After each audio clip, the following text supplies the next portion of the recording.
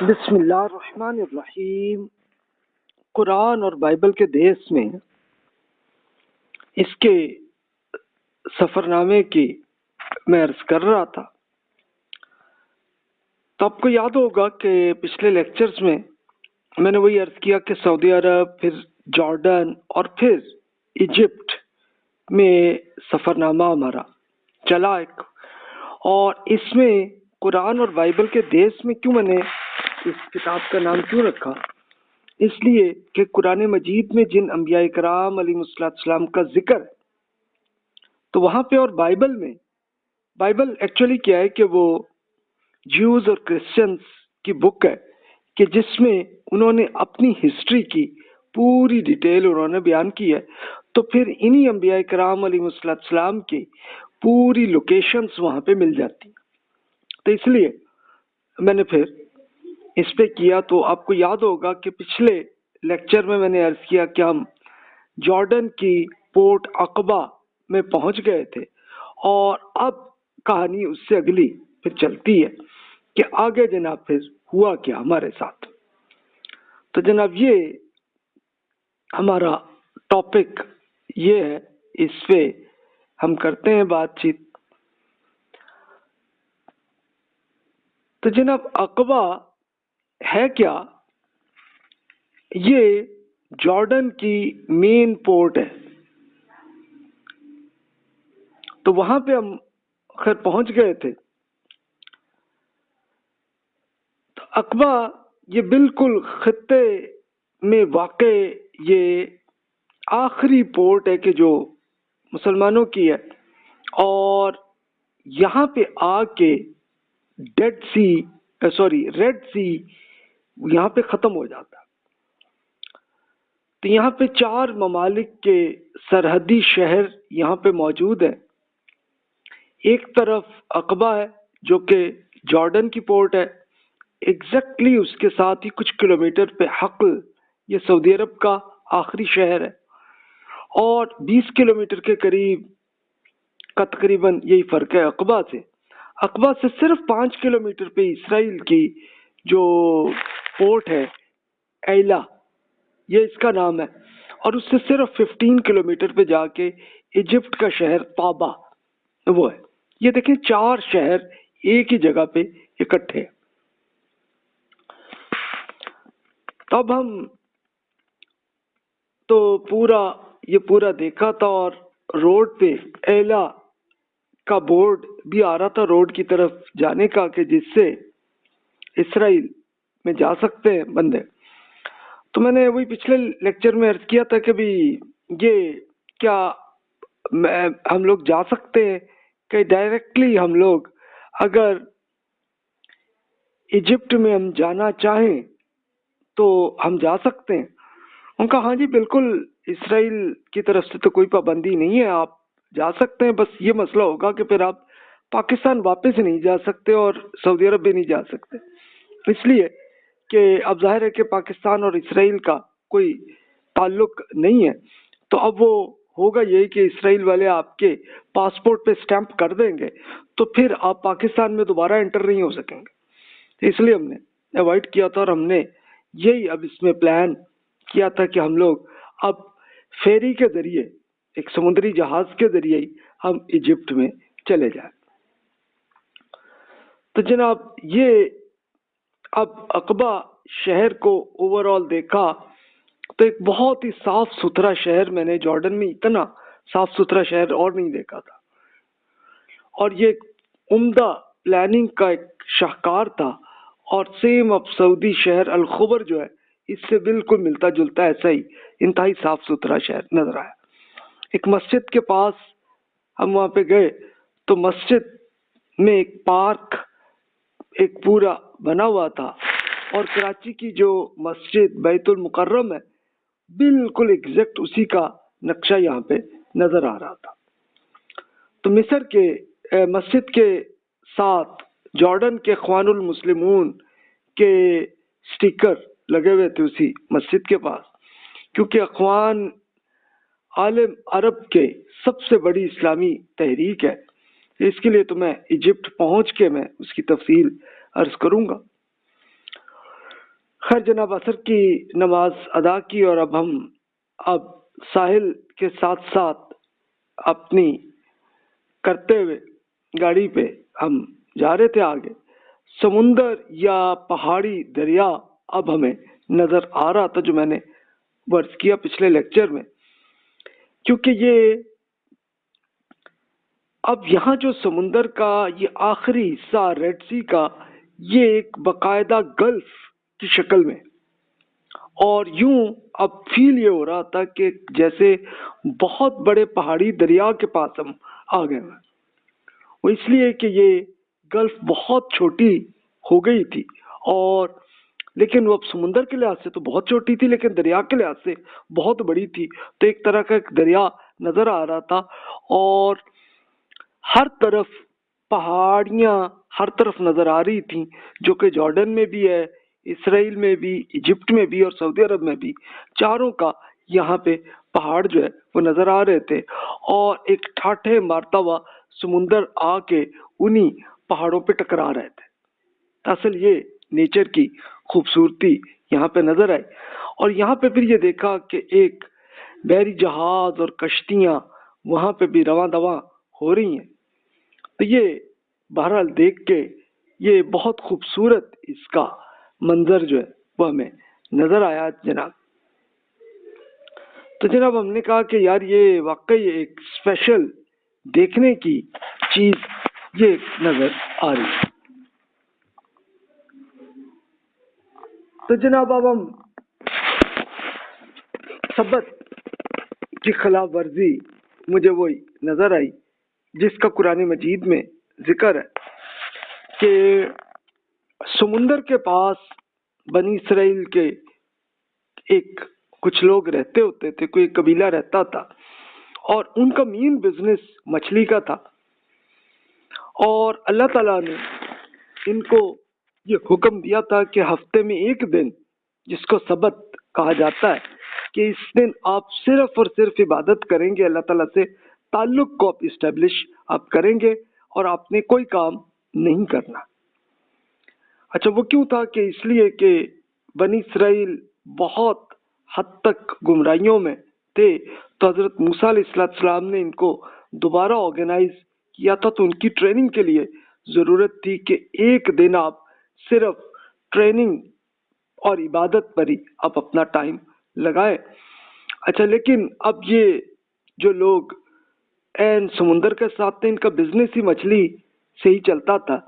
تو انہوں نے اب ایک ہیلا ایجاد کیا. وہ ہیلا کیا تھا کہ جناب ایک سمندر سے کچھ متصل گڑھے سے ایسے وہ بنا دیے کہ جناب مچھلیاں وہ جناب اس دن سبت جو کہ سیٹرڈے ان کا تھا، تو اس میں مچھلیاں آتی، اور یہ کیا کرتے کہ جناب اس کے جب دیکھنا مچھلیاں کافی ان کے اپنے گڑھے میں آ گئی ہیں، تو وہاں پہ پتھر رکھ لیتے کہ اب مچھلیاں واپس نہ جائے، اور پھر اگلے دن جناب ہم جا کے مچھلیوں کو پکڑیں گے، شکار کریں گے، اور لے جا کے بیچ لیں گے پوری دنیا اور شہروں میں. تو یہ ان کا پلان تھا. تو یہ دیکھیے کہ اللہ تعالیٰ سے ایک فراڈ کرنے کا کہتے نہیں جناب، ہمیں تو حکم ہے نا کہ ہم ہفتے کے دن جو ہے وہ کوئی کام نہیں کریں گے، ہم تو کچھ نہیں کر رہے جی، بس پتھر ہی ڈال رہے ہیں اور کچھ نہیں کر رہے. تو ایک طرح کا ایک فراڈ تھا.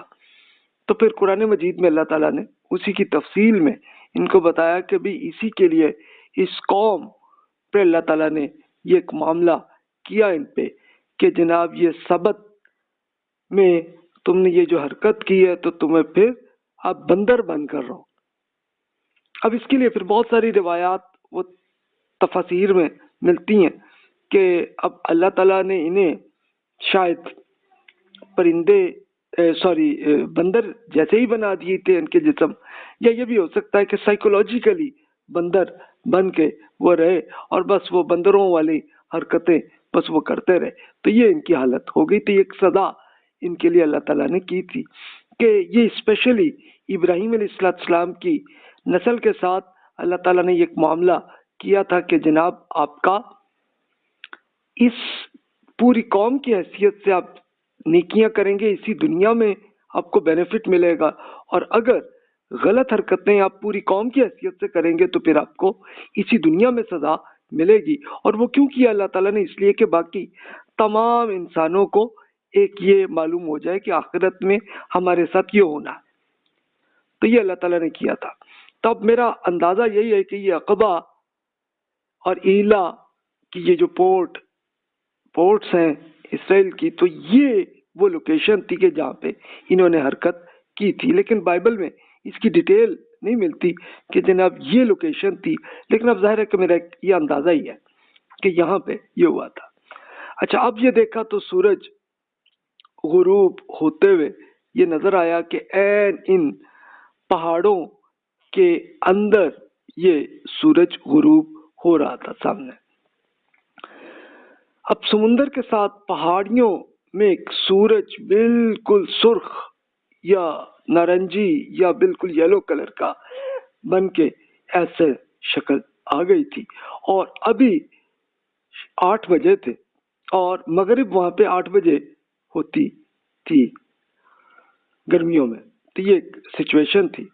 تبھی یہ تھا کہ چلے ہم جلدی سے ایک اسپیشل بندرگاہ میں ہم انٹر ہو کے پوری انفارمیشن لے لیں اور ٹکٹ لے لیں تاکہ کوئی مسئلہ نہ ہو. تو خیر جناب، اب یہ جارڈینین معاشرے کے بارے میں تھوڑا سا تبصرہ میں عرض کر لوں کہ جو ایکسپیرینس میں نے کیا تھا کہ پورا جارڈن جب 3 دن تک لے جا کے دیکھا تو ہر طرف بس یہی نظر آیا کہ جناب بہت اچھا انفراسٹرکچر اچھا تھا، لیکن ہر طرف بادشاہ کی تصویر جو ہے وہ ضرور نظر آئی. اب وہ کنگ عبداللہ جارڈن کے بادشاہ تھے، وہ ابھی بھی ہیں اس وقت بھی. تو انہوں نے کیا کیا کہ عربی لباس میں بھی آئے اور سوٹ میں بھی ان کی تصویر نظر آئی، کبھی آرمی کے پورا یونیفارم میں بھی ان کی تصویر، اور کبھی ٹریفک پولیس کی طرح بھی ہے ان کی. تو یہ ساری تصاویر کو انہوں نے اس لیے کیا کہ بس یہ ظاہر کرنے کے لیے کہ جناب یہ پورا ملک جو ہے یہ اسی سلطان، اسی بادشاہ ہی مالک ہے اس کا. تو یہ ایک اس کا تھا، ایک طرح کا ایک سائیکولوجیکلی، تاکہ کوئی احتجاج نہ کر سکے. تو یہی. اچھا، یہ پورے پھر عرب میں دیکھا، ایجپٹ میں جا کے دیکھا تو وہاں پہ وہاں کے پریزیڈنٹ، وہاں کے صدر کی وہ تصویر ایسی نظر آئی ہر طرف. تو یہ عربوں میں ایک یہ اس طرح کا کلچر نظر آیا. جارڈن کے جو لباس مجھے نظر آئے تو یہ بالکل ایک تو وہی تھے کہ جو عربی لباس جیسا وہ جس کو توپ آپ کہتے ہیں، تو وہی پہنے ہوئے تھے انہوں نے. اس کو عربی میں تھوب اس کو کہتے ہیں. تو وہ تھی، اور سر پہ رومال اور گول چکر باندھتے ہوئے قطرہ اسے کہتے ہیں. تو ایک ان کا امامہ ہی آپ کہہ لیں اس طرح سا وہ تھے، اور بہت سے لوگ پینٹ شرٹ بھی پہن رہے تھے. تو اس طرح کا تھا. تو یہ جارڈن کا کلچر، یہ ایکسپیرینس مجھے یہی نظر آیا. تو جناب یہ آپ دیکھ سکتے ہیں اسی میپ میں کہ یہ صورتحال تھی اس کی، جہاں پہ ہم اس وقت عقبہ میں موجود تھے. جارڈن کی اکانومی کمزور تھی، تو اس لیے عرب ممالک میں اسے غریب ملک سمجھا جاتا، کیونکہ یہاں پہ آئل نہیں ہے، لیکن وہ پورے اپنی ڈیڈ سی سے کیمیکلز لے جا کے پوری دنیا کو بیچ رہے ہوتے تھے. ابھی تک یہی سچویشن ہے. تو اکانومی ان کی اس طرح سے چل رہی، اور ٹورزم سے بھی ان کی اکانومی اب وہ ابھی تک ایسے چل رہی ہے. تو یہ آپ کہہ لیں کہ اکانومی تو چلتی ہے نا فورن ڈائریکٹ انویسٹمنٹ کے ذریعے، تو اسی کے ذریعے اکانومی جو ہے وہ آتی ہے. تو میں نے خیر وہاں کے لوگوں سے جب بات چیت ہوئی تو یہی معلوم ہوا کہ جناب اسی طرح ہی ان کی اکانومی چل رہی ہے. اچھا، ان کے کلچر میں ایک یہ بھی اچھا ایک نظر آیا کہ خواتین بھی کافی کام وہ بھی کر رہی تھی کہ وہ فارغ نہیں رہتی تھی. عرب ممالک جو کہ امیر ملک ہیں وہاں پہ تو وہ گھریلو ملازمین وہ لے لیتے مختلف ملکوں سے، پاکستان سے، انڈیا سے، فلپین اور کئی اور ملکوں کے اور وہ کام کرتے تھے، لیکن جارڈینینز میں یہ نظر آیا کہ وہ خود ان کے مرد بھی خواتین بھی کام کر رہے تھے. تو یہ ایک اچھا ان کا ماحول جو ہے وہ نظر آیا کہ چلے سب کچھ کر رہے ہیں. اب جارڈن کی ایک محبت بس مجھے ایک بہت اچھی لگی اس میں کہ مجموعی جارڈینین ایتھیکلی مجھے اچھے لگے اس میں. اب میرا ایکسپیرینس ہے، آپ کا اگر ڈفرینٹ ہے تو آپ خود سوچ سکتے ہیں کہ غیر ملکی مہمانوں کے ساتھ ان کا رویہ بہت اچھا تھا، اور ان کے ایک ٹورزم کے ساتھ یہ بھی تھا کہ وہ کوئی ایک ہیلے بہانے سے کچھ فراڈ نہیں کیا کسی نے. یعنی یہ میں نے جیسے وہی پیٹرا میں عرض کیا کہ انہوں نے ایک پوری بہت سی پرانی چیزیں وہ بنی ہوئی تھی کہ ایسی ہوتی تھیں پیٹرا میں آپ پرچیز کر سکتے. میں نے ان سے پوچھا تو صاف انہوں نے بتایا کہ نہیں جناب یہ اوریجنل نہیں ہے بلکہ آرٹیفیشل ہے اس کی. تو یہ آپ دیکھیں کہ اس طرح کا ایک ایتھیکلی ایک اچھا نظر آیا. اور پھر ایک وہ بہت اچھا لگا تھا کہ جہاں پہ بھی وہ ملٹری نے ہمیں روکا اور پاسپورٹ مانگا دیکھا تو وہ پاکستانی پاسپورٹ تھا، تو ساتھ ہی انہوں نے وہ جناب فوراً انہوں نے سٹیمپ، تو خیر کیا کرنا تھا لیکن سلوٹ انہوں نے کر لیا. میں تمہارے لیے ایک اچھا ایکسپیرینس تھا ان کے ساتھ میرا. تو خیر جناب اب ہم جانے لگے. اب مغرب کی اذان ہو رہی تھی اور ہم پورٹ میں انٹر ہو رہے تھے کیونکہ ٹکٹ لینی تھی. تو یہاں پہ میں نے اسپیشل وہاں کے گارڈ سے پوچھا کہ جی نوئیبع کی فیری کا کیا ٹائم ہے. تو ان صاحب کی جو شکل ہے وہ بالکل ایجپٹ کے ایک شہر منصورہ کے کئی کولیگ تھے، تو بالکل ان کے جیسی شکل لگی. تو میں نے ان سے پوچھ لیا جی آپ منصورہ کے رہنے والے ہیں؟ وہ ناراض ہو گئے، پھر مذاق سے کہنے لگے کہ جی آپ نے اگر مجھے مصری کہا نا تو پھر آپ کو اندر نہیں آنے دوں گا. میں نے کہا ٹھیک ہے بھائی آپ تو بتایا. انہوں نے کہتے جارڈینین ہوں میں نے کہا ٹھیک ہے جی. تو کہتے 9 بجے یہ فیری جو ہے چلے گی.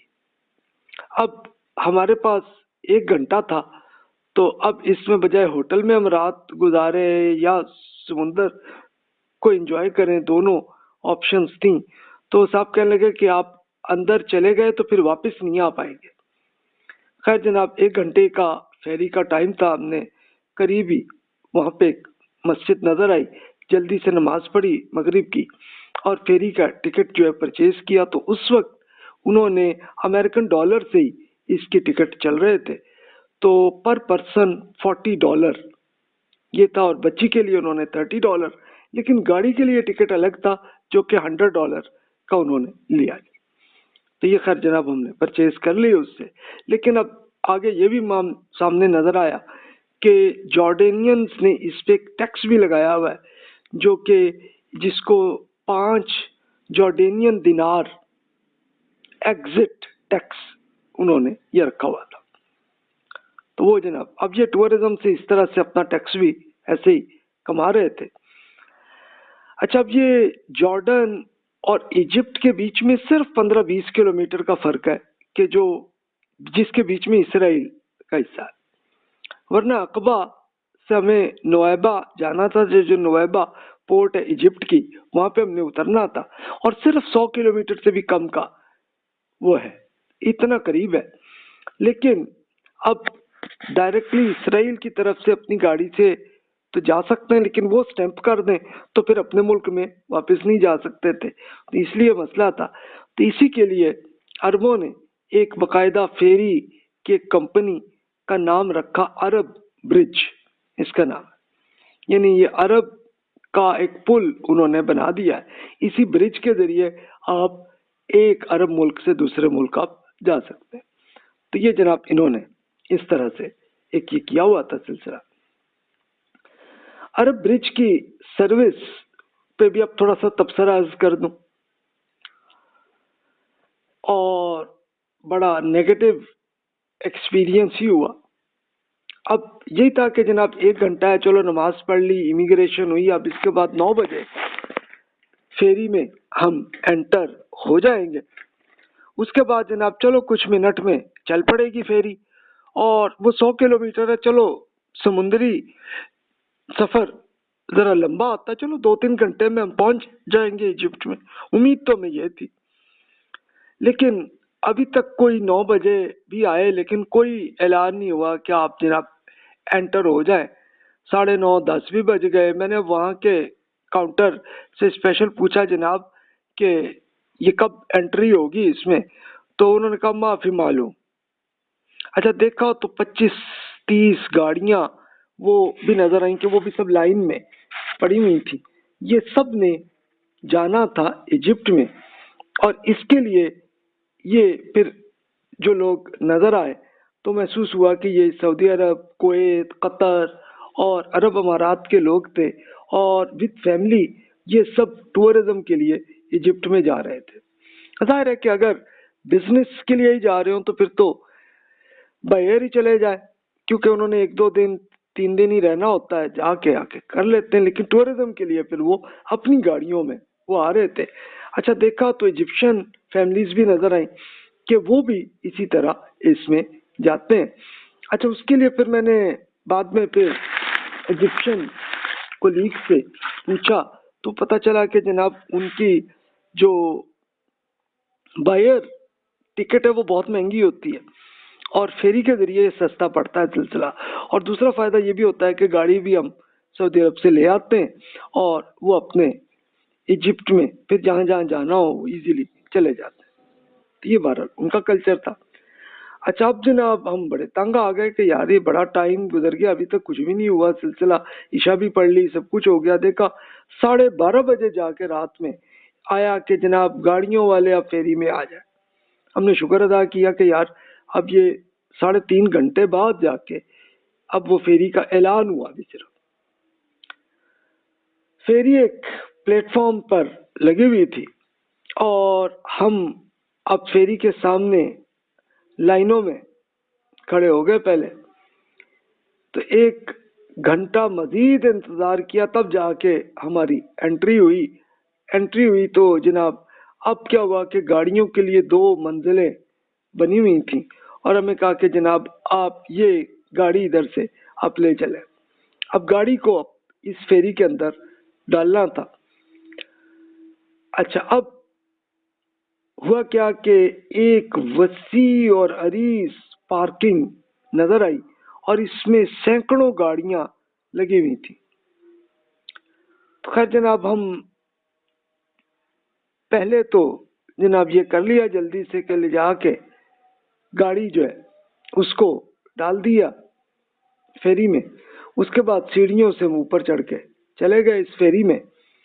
तो एक बकायदा एक इस्तकबालिया काउंटर बना हुआ था, इन्होंने पासपोर्ट हमसे ले लिया। उसके बाद उन्होंने दी ऑप्शन के जनाब आप चाहें तो आपके लिए हम एक कैबिन भी आपको दे सकते हैं, और चाहे मैंने पूछा, मैंने कहा कि नहीं हम ज़्यादा प्रेफर करेंगे कि हम कैबिन की बजाय हम ऊपर बर्थ में पूरे अरशे में हम जाके बैठे ताकि हम समुंदर को ज़रा एंजॉय कर सके। कहते हैं हाँ जी बिल्कुल ठीक है आप जाए। तो ऊपर गए तो एक बकायदा यहाँ काफी चहल पहलवान नजर आ रही थी। अच्छा बहुत से लोग तो वो कैबिन जिन्होंने ली वो तो कैबिन में चले गए। अच्छा वो कैबिन भी नजर आए, बहुत छोटे छोटे से थे जिसमें उन्होंने सोना है, वो तो चले गए। अच्छा अब हमने कहा कि नहीं यार ये ताज़ा हवा जो है हम ये पूरे अरशे में हम वहाँ जाके एंजॉय कर सकते हैं, हम इसलिए ऊपर ही चले गए। अच्छा अब हमने कहा कि चलो यार अभी इन्होंने 4 घंटे तो ज़ाया कर दिए, लेकिन अब उम्मीद है कि वो आधे पौने घंटे में चल पड़ेगी फेरी। लेकिन वहां देखा तो एक अजीब मंजर नजर आया। एक बड़ी खेप जो है गाड़ियों की, जो कि सैकड़ों में थी और जो इजिप्ट की तरफ जा रही थी तो वो थी। और एक दिलचस्प केस ये नजर आया कि एक साहब खराब गाड़ी में बैठे थे, और उनके पीछे जो है एक गाड़ी वो ठीक थी, और अब वो गाड़ी को फेरी में डालने के लिए वो क्या करते कि अपने बम्पर के जरिए इसको धक्का दे दे के तो वो ले जा रहे थे, क्योंकि अगली गाड़ी वो खराब थी। تو وہ اس کو اسی طرح سے دھکا لے لے کے لگا رہے تھے. میں نے کہا چلو ایک اور، لیکن اب دیکھا کہ مسلسل یہی سلسلہ چل رہا ہے. اچھا وہ پھر پوچھا تو پتا چلا کہ وہ یہ پورے عرب ممالک کی گاڑیاں کہ جو خراب ہوئی ہیں، تو وہ اب یہ خراب گاڑیوں کو ایجپٹ میں لے جا کے وہاں پہ بیچیں گے. تو وہ اس کے لیے، اچھا اب ہم لوگ اگر گاڑی خراب ہو تو ہم تو رسی کے ذریعے اس کو کھینچ کے لے جاتے ہیں نا، لیکن انہوں نے زیادہ پریفر کیا کہ چلو کوئی بات نہیں، ہم نے نیا بمپر تو لینا ہی ہے، تو اس لیے ان کو دھکا دے دے کے ان کو لے جائے. تو جناب یہ ہوا. اچھا اس کے بعد ہوا، پھر اس کے بعد کوئی 15-20 بسیں نظر آئیں، تو وہ بھی اسی طرح ہی اسی فیری کے اندر جاتی نظر آئیں. اس کے بعد ٹرکوں کی تھا، اور اس پورے میں 3 گھنٹے انہوں نے اور لگا دی. تو یہ فیری 7.5 گھنٹے لیٹ ہوئی تھی صرف چلنے کے لیے. یعنی اگر تو چلو سمندر میں سفر ہو رہا ہو اتنا تب تو آدمی انجوائے کرتا ہے، لیکن یہ پورٹ میں بیٹھے بیٹھے انہوں نے 7-8 گھنٹے اسی میں وہ لگا دیے تھے، اور ہم وہیں پہ بیٹھے ہی ہوئے تھے اور کچھ نہیں تھا. تو 4:30 بجے جا کے فیری چلی. تو مجھے وہ بچپن کا ایک ایکسپیرینس یاد آیا کہ بسیں چلتی ہیں پاکستان میں، ہمارے وہاں جہلم سے گجرات کی بسیں چلتی تھی، اور جو بڑا کہتا ہے کہ جی بڑی جناب جلدی سے ہم جا رہے ہیں اور یہ سب کچھ، لیکن وہ جہلم سے لاہور کا بورڈ لگا کے وہ کرتے تاکہ بندے جلدی سے آئیں، اور پھر لاہور کی آوازیں نکال کے وہ کرتے تھے تاکہ بندے جناب ان کی بس میں آ جائے. لیکن وہ بس چلتی نہیں تھی، بڑی مشکل جب وہ پورے ہوتے مسافر تو تب لے جا کے چلتی. لیکن چلنے کے بعد پھر وہ ہر علاقے میں، یعنی کوئی شہر میں نہیں بلکہ جہاں جہاں پہ بھی ان کو کوئی سواری مل جائے تو اس کے لیے رکتے، اور رکنے کے لیے وہ پھر جہلم سے گجرات جو صرف 50 کلومیٹر ہے اس کے لیے 3-4 گھنٹے وہ لگا لیتی تھی گاڑی. اچھا وہاں پہ بورڈ تو لاہور کا ہے، لیکن جناب انہوں نے اتار دینا وہاں پہ اور ایک دوسری بس میں کرنا، تو وہ بھی ایسی ہوتی تھی جو کہ پھر 3 گھنٹے میں جا کے گجرانوالے میں لے جاتے جو صرف 50 کلومیٹر ہے، اور وہاں پہ اتار کے اب جناب تیسری بس میں ہمیں ڈال دیتے. اس کے بعد پھر جہلم سے لاہور جو کہ 170 کلومیٹر ہے، اس میں 8-9 گھنٹے لگتے تھے. تو بالکل یہ فیری بھی مجھے ویسی ہی نظر آئی. تو جناب یہ سینیریو ایسا ہی مجھے نظر آیا. تو مجھے یہ فیل ہوا کہ جناب وہ جہلم گجرات کی بسیں کچھ بہتر ہی محسوس ہوئیں کہ وہ ہمیں جیسے پہنچاتے تھے، تو یہ فیری کی نسبت وہ بہتر تھا کہ وہ چلو چلتی تو تھی نا، جبکہ یہ فیری میں بیٹھے بس بیٹھنے میں ہی ہمیں 8 گھنٹے لگ گئے تھے. اچھا اب یہ عقبہ سے نویبع صرف 100 کلومیٹر کے آس پاس ہے، اور اس میں 11 گھنٹے لگے، لیکن 11 گھنٹے چلنے کے لیے نہیں تھے بلکہ 8 گھنٹے صرف بیٹھنے کی تھی. تب لے جا کے انہوں نے کرنا تھا، اور وہ 3 گھنٹے میں 100 کلومیٹر انہوں نے پورے کرنے تھے. چلو سمندر میں آہستہ چلتی ہے، ٹھیک ہے، وہ تو نارمل ہے. تو اس وقت سارے مسافر جو وہ بھی تنگ آ گئے تھے، اور وہ اسرائیل اور فلسطین کے مسئلے پر کوس رہے تھے کہ یار یہ کیا مصیبت ہے، ورنہ تو وہ نہ ہوتا مسئلہ تو پھر تو بائی روڈ ہی ہم آسانی سے جا سکتے تھے. اور یہ 100 کلومیٹر کتنا ہے کہ صرف 1 گھنٹے کا ہی سفر ہوتا، لیکن اب وہ 11 گھنٹے کا ہو گیا تھا. اچھا مجھے یہی محسوس ہوا، میں کہ یار ابھی عقبہ جو کہ جارڈن کی پورٹ ہے اور نویبع جو کہ ایجپٹ کی پورٹ ہے، تو اس کے بیچ میں کوئی اور پورٹ ہوتی تو پھر مزید 8-10 گھنٹے وہاں پہ لگا دیتے. تو اس کے بعد ہم نے پھر توبہ کی کہ یار آئندہ ہم یہ فیری کا سفر نہیں کریں گے، کم از کم عرب ممالک میں تو نہیں کریں گے، اور جگہوں پہ شاید بہتر ہو حالات جو ہے. تو جناب یہ صورتحال تھی. لیکن ایک پازیٹیو ایکسپیرینس بھی آیا کہ جو سمندر میں ایک چاندنی رات کا ایک اچھا ایکسپیرینس ہوا میں. یعنی ایک سمندری سفر پہ ہم بیٹھے اور اوپر سے چاند پورا آ رہا تھا. یہ کوئی 15ویں رات تھی جو کہ تقریباً پورا ہی چاند تھا، ذرا سا مائنر کم ہوا ہوگا تو وہ تھا اس میں. اور اس کا پوری چاندنی کا جو نظر کہاں پہ آ رہی کہ وہ سیدھے سمندر پہ ہی نظر آ رہی تھی. تو وہ ایک بہت پیارا تھا، اور اس کے ساتھ ایک گرد و نواح میں پورے پہاڑوں کی روشنی وہاں پہ بھی نظر آ رہی تھی. تو یہ ایک نیچر کا ایک بہت اچھا ایکسپیرینس ہوا کہ جب تک ہم وہاں پہ بیٹھے یا لیٹے ہوئے تھے تو وہ ایک اچھی ہمیں شکل نظر آئی.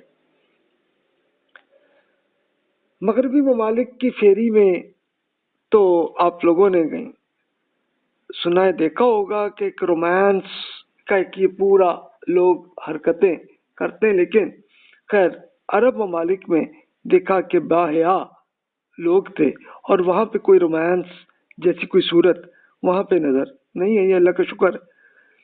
تو اہل مغرب کے نہ جانے زندگی میں اس حسن کو انہوں نے کیوں اس کو بدصورت ہی کر دیا ہوا ہے کہ یہ ایک بالکل پبلک کے سامنے جو رومانس جو کر رہے ہوتے ہیں یہ حرکت نہیں کرتے. تو یہ انسان نے رومانس کرنا ہے تو اپنے انڈیویجولی اپنے کمرے میں وہاں جا کے کرے بھائی. اب سمندر میں رات کا یہ جو سفر اس لحاظ سے کم از کم ایک بڑا اچھا اس میں نظر آیا کہ ستارے بھی بہت سارے نظر آئے، کیونکہ ہمیں شہروں میں نظر نہیں آتے. لیکن اب یہاں پہ ہم لوگ سمندر پہ تھے اور وہاں پہ اور کوئی روشنی نہیں تھی، تو اس لیے بہت سارے ستارے ہمیں نظر آنے لگے تھے. اور جو بڑے 7 ستارے جو ہیں وہ بھی اب ہمیں اس میں نظر آئے کہ قرآن مجید میں آسمان دنیا کا بہت اللہ تعالیٰ نے ذکر کیا ہے، اور پھر اس میں ستاروں کا بھی بہت ذکر کیا ہے، اس لیے کہ پرانے زمانے کے لوگوں کا سفر رات میں اسی طرح ہی ہوتا تھا کہ ستاروں کے ذریعے ان کو لوکیشن سے ہی سمجھ میں آتی تھی کہ جناب اس طرف جانا ہے، ستارہ اس طرف ہوگا تو ہم نے ادھر جانا. تو لوگ ایسے کرتے تھے. تو اس کو ہم یہی کہیں گے کہ تبارک اللہ احسن الخالقین، کہ یہ اللہ تعالیٰ کی کیسی برکت ہے کہ اللہ تعالیٰ احسن الخالقین ہے، کہ جس طرح اللہ تعالیٰ کی کیسی خوبصورت کریشن ہے. اب میری عادت یہی تھی کہ جلدی سو جاؤں، تو اب مجھے عادت وہی تھی، اب نیند بھی آ رہی تھی. تو ہم ایسے ہی بیٹھے بیٹھے پھر اب ہم نے ایک عرصے پہ ہی میں نے اپنا سلیپنگ بیگ وہ پہلے لیا ہوا تھا، تو اسی پہ ہم بیٹھے ہوئے تھے. تو میں نے یہی کیا کہ اسی کے اندر لیٹ کر سو لیے. لیکن 1 گھنٹے کی نیند ملی، لیکن اذان کی آواز آئی. اچھا، لیکن جب پوری سنی تو وہ پھر اذان نہیں بلکہ اقامت کی آواز تھی. تو خیر جلدی سے اٹھا اور وہاں پھر واش روم میں گیا. تو واش روم کافی گندا ہو چکا ہوا تھا، یعنی لگتا یہی ہے کہ بہت زیادہ صفائی اس کی نہیں کی جاتی ریگولر. تو بہرحال جلدی سے میں نے ایک سنک سامنے نظر آیا، اس میں وضو کیا، دیکھا تو جماعت ہو چکی تھی. تو خیر اپنی نماز اب ادا کی، اور پھر وہیں جا کے جہاں پہ ہم نے اپنے بالکل سمندر کے بالکل ساتھ کنارے پہ ہم نے کیا تھا، تو وہیں پہ جب بیٹھ گئے. اب سمندر میں غروب آفتاب کا ایک پورا سین ہمیں نظر آنے کا آیا. اچھا، موبائل فون پر اب دیکھا تو سعودی موبائل سروس الجوال کے سگنل آ رہے تھے. میں نے کہا یار یہ بڑا اچھا ہوا کہ اب ہم بات کر سکتے ہیں. تو میں نے اس کو کال اپنے گھر کے نمبر پر کیا، اور والدہ فجر کے لیے اٹھی ہوئی تھیں تو وہ انہوں نے اٹھا لیا، بات چیت ہوئی، اور وہی خوشی انہوں نے پوچھا کبھی کدھر کدھر گئے کیا کیا. اس لیے کہ ہماری بچیوں نے آنے کا کوئی ارادہ نہیں کیا تھا، تو اس لیے والدہ ساتھ ہی ان کے رک گئی تھی، ان سے بات چیت ہوئی. تو اب ایک خلیج عقبہ میں ہم تھے. تو یہ سمندر اصل میں ایک گلف عقبہ اسے کہتے ہیں، کیونکہ عقبہ کے ساتھ ہی اسی میں سے ہم گزر رہے تھے. اور جدہ کے ساتھ 1 گھنٹے کا بہرحال سفر تھا. 1 घंटे का فرق ہے ٹائم کا. تو اب اس لیے یہاں پہ دیکھا کہ سورج طلوع ہو رہا ہے تو ہم نے کہا کہ یار ہم نے سمندر میں غروب آفتاب تو دیکھا ہے کئی جگہوں پہ لیکن طلوع آفتاب کبھی نہیں دیکھا, تو اب یہ موقع ہے دیکھ سکتے ہیں. تو جناب یہی ہوا کہ مشرق کی طرف سے ایک پوری سرخی سی ایک بالکل جس کو شفق ہم کہتے ہیں تو وہ نظر آئی ریڈ کلر کی, اور اس کے ساتھ آہستہ آہستہ آگے سورج طلوع ہونے لگا. پہلے ذرا سا حصہ آیا, آدھا ہوا اور پھر پورا ہوا. تو یہ ایکسپیرینس اس میں کیا وہاں پہ. اب یہ ہم شہروں میں نہیں دیکھ سکتے. یہ سین دیکھنا ہو تو یا تو ڈیزرٹ میں آپ کو نظر آئے گا یا پھر سمندر میں آپ کو نظر آئے گا کہ جہاں پہ ایک اور روشنی نہ ہو, تبھی آپ دیکھ سکتے ہیں جناب. تو جناب یہ ایک سین ہم نے خیر دیکھ لیا اور اس کو بہت خوبصورت ہمیں نظر آیا. اب ایک اور خوبصورتی نظر آئی اس میں کہ سورج کا جو عکس ہے وہ نیلے پانی پہ وہ آ رہا تھا.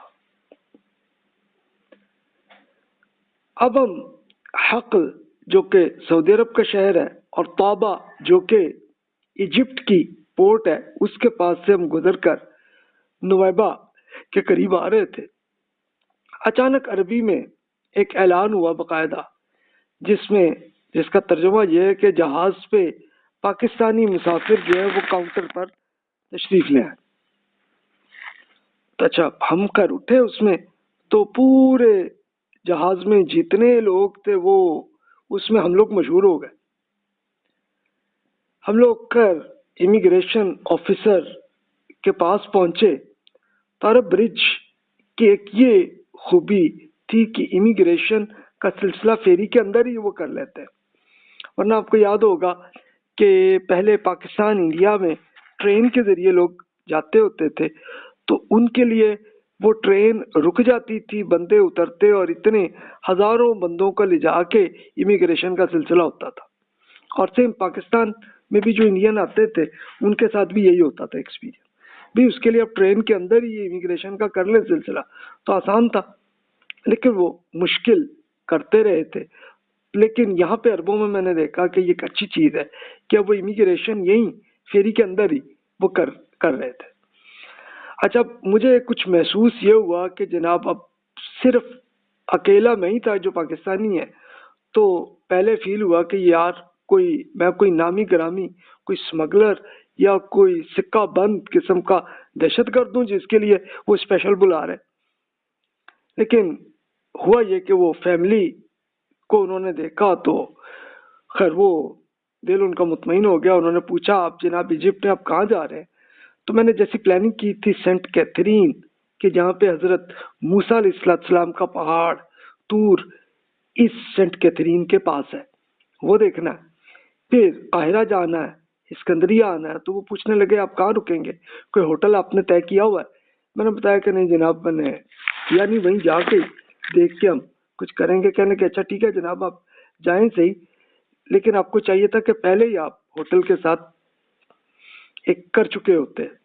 میں نے کہا جناب یہ ہمیں پتہ نہیں تھا اس کا, آپ کیا یہ ہوتا ہے طریقہ؟ ٹھیک ہے جناب. کہتے کوئی بات نہیں, لیکن آپ اگر 7 دن سے زیادہ آپ رکیں گے تو پھر آپ پولیس اسٹیشن پہ آپ رپورٹ کر لیجیے گا. میں نے کہا ٹھیک ہے جناب. ویسے ہمارا پلان یہی تھا کہ 7 دن سے پہلے ہی ہم آ جائیں گے واپس, تو اس کے لیے کوئی ضرورت نہیں. انہوں نے اب وہ پاسپورٹ ان کے پاس پہلے ہی تھا کہ انہوں نے انٹری کے وقت ہی لے لیا تھا, اسی پہ انہوں نے اسٹیمپ کر کے دے دیا جناب ہمیں. ایک بریف کیس میں اپنا اٹھایا ہم نے, کہا ٹھیک ہے جی اب آپ جائیں. اب کچھ منٹ کے بعد پھر نویبہ آ گیا اور ایک نیلے سمندر وہ نظر آیا اور ساتھ ہی براؤن پہاڑیاں اور ساتھ ہی نیلے کلر کا آسمان وہ بھی اس میں نظر آ رہا تھا. تو یہ ایک بہت خوبصورت سین اس میں وہ جناب یہ ہمیں نظر آیا, اور ایک انتہائی صاف اور شفاف پانی جو ہے وہ یہاں پہ میں نے دیکھا. آہستہ آہستہ فیری اپنی پلیٹ فارم پر آ لگی اور وقت ضائع کرنے کا عمل دوبارہ شروع ہو گیا کہ جو جارڈن میں تھا تو اب یہاں پہ بھی یہی ہے. یعنی اس میں انہوں نے وہی کام کیا کہ آپ ظاہر ہے کہ ٹرک آخر میں لگے تھے نا، تو اس لیے وہ ٹرک پہلے نکلے، پھر بسیں، اور آخر میں چھوٹی گاڑیاں ہم لوگوں کی وہ اس کے بعد نکلی. تو اس کے لیے آپ خود سوچ لیں کہ کتنے گھنٹے لگے ہوں گے. اور اسی فیری کے اندر میرا اندازہ یہی تھا کہ اس کی پارکنگ جتنی رکھی ہوئی تھی فیری کے اندر، تو اس کے اندر کوئی 400 کے قریب گاڑیاں، ٹرک، بسیں ملا کے ٹوٹل اتنے 400 کے قریب ہوں گے. اور اس وقت تو ہمیں یہ ڈر تھا کہ کہیں کہ ڈوب ہی نہ جائے، لیکن کچھ بھی نہیں ہوا. اب امیگریشن آفیسر کے علاوہ ایجپٹ کے اب سرکاری آفیسر سے ایکسپیرینس ہوا تو وہی کرپشن کی عادت وہاں پہ بھی نظر آئی کہ ہر چیز کو لٹکا کے جتنا لمبا کرا لے اتنا ہی ہو. تو وہی ایکسپیرینس ہوا. اچھا، انہوں نے کیا کرنا تھا کہ گاڑی کا کسٹم کے ایک صاحب تھے، تو انہوں نے چیک کرنی تھی گاڑی کو، اور اسی کے لیے ظاہر لمبی لائن لگی ہوئی ہوتے پھر اب خیر انہوں نے دیکھی، اور دیکھ کے ان کو نظر خیر کچھ نہیں آیا، صرف کپڑے اور لیپ ٹاپ ہی بس نظر آیا ان کو. تو کمپیوٹر پہ میں نے اپنے سفر نامے کے لیے نوٹس اور پکچرز وہ پوری اس میں لیپ ٹاپ میں ڈال دی ہوئی تھی. تو ان کا اعتراض بس ایک ہی آیا کہ جناب آپ نے ایک فائر ایکسٹنگوشر وہ نہیں ہے آپ کے یہاں گاڑی میں. اب یہ انہوں نے ایک اپنے پروسیجرز کے اندر یہ لازمی کیا تھا کہ جناب گاڑی میں فائر ایکسٹنگوشر لازمی ہو. اچھا، بات تو اچھی ہے، لیکن ہمارے پاس تو نہیں تھی، سعودی عرب میں کوئی ریکوائرمنٹ نہیں تھی، اس لیے کبھی نہیں کیا تھا.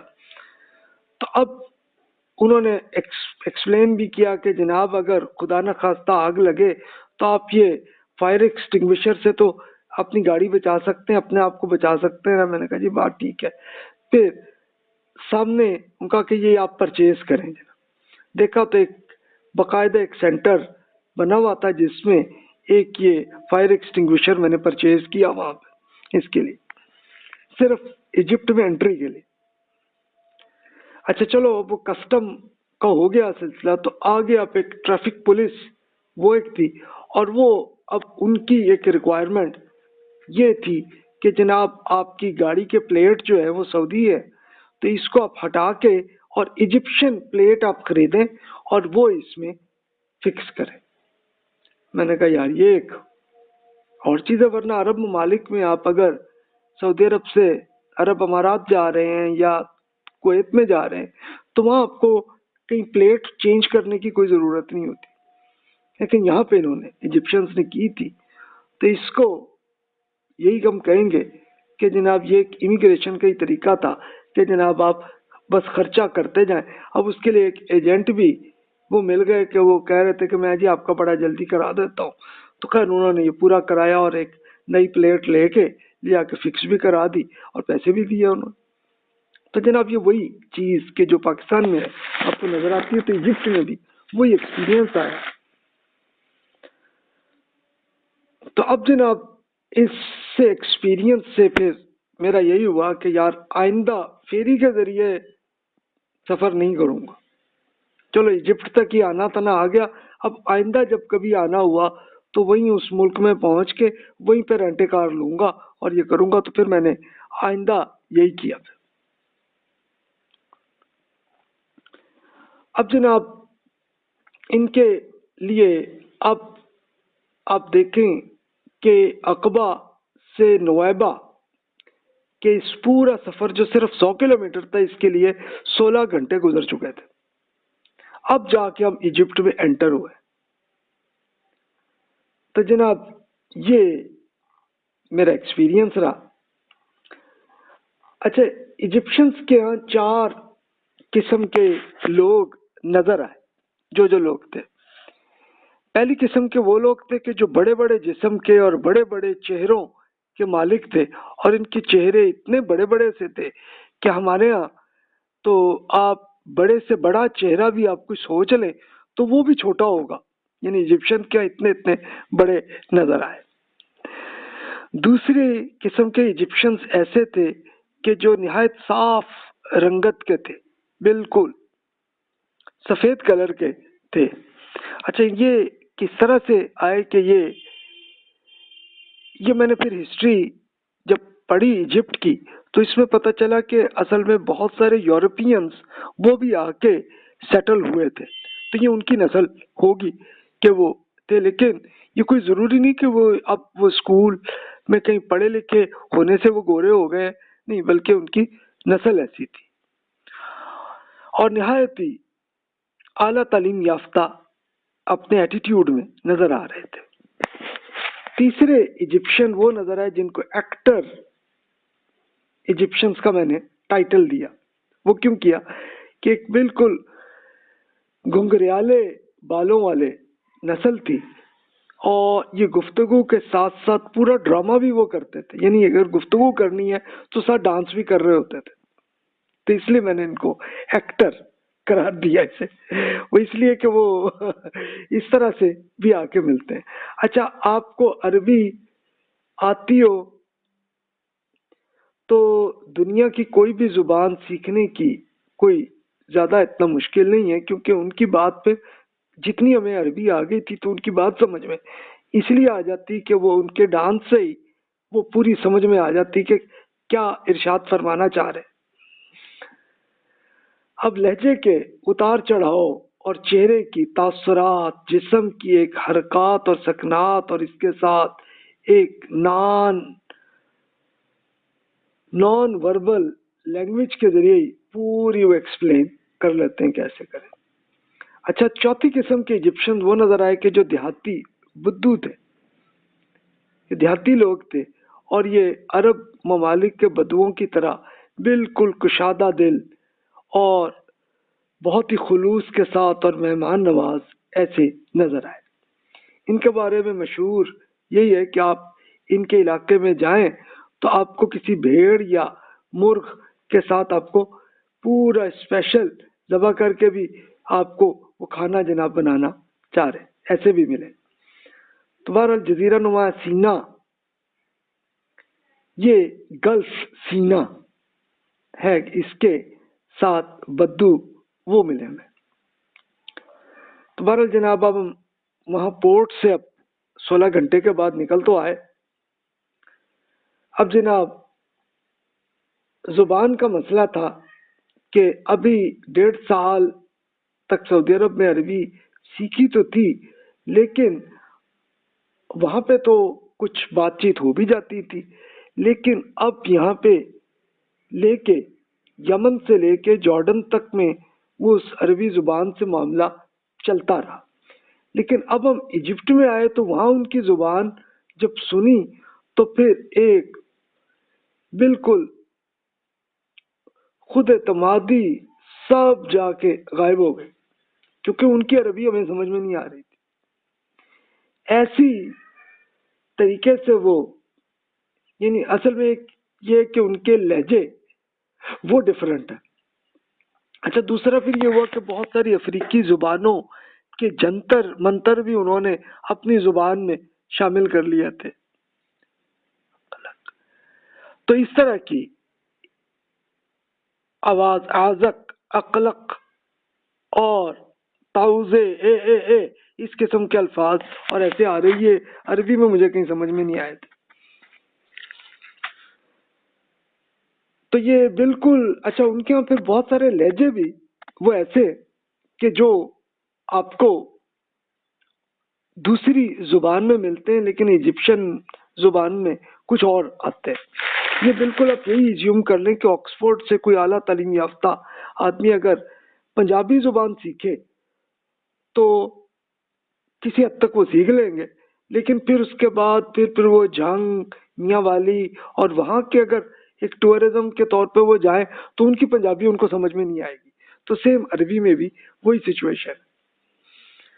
تو اس کے لیے میں نے مثال کے طور پہ یہ عرض کیا، تو ایک عربی میں بھی ایسا ہی ایک تھا سلسلہ وہ میں نے جیسے پہلے عرض کیا کہ پچھلے لیکچرز میں کہ جیم نہیں بولتے عرب، میجورٹی جو ہے وہ جیم کو گاف کے طور پر بولتے. تو وہی میں نے عرض کیا کہ جیسے جدہ اگر کہنا تو اس کو گدا کہہ دیتے، تو وہ میجورٹی ان کی ایسی ہے، لیکن جو زیادہ پڑھ لکھ جاتے ہیں تو پھر وہ صحیح طرح سے بول بھی لیتے ہیں جیم جو ہے. تو یہ تھا سلسلہ. اب ہم لوگ تھکے تھے، نیند بھی نہیں آئی تھی صحیح طرح سے، تو اب یہ ایک سچویشن تھی کہ اب ہم نے ٹارگٹ کیا کہ چلیں جناب ہم جزیرہ نما سینا جو ہے یہ پورا دیکھیں. اب یہ جزیرہ نما سینا ہے کیا کہ ایک ایسا زمین کا حصہ کہ جس کے 3 طرف سے سمندر آ رہا ہے.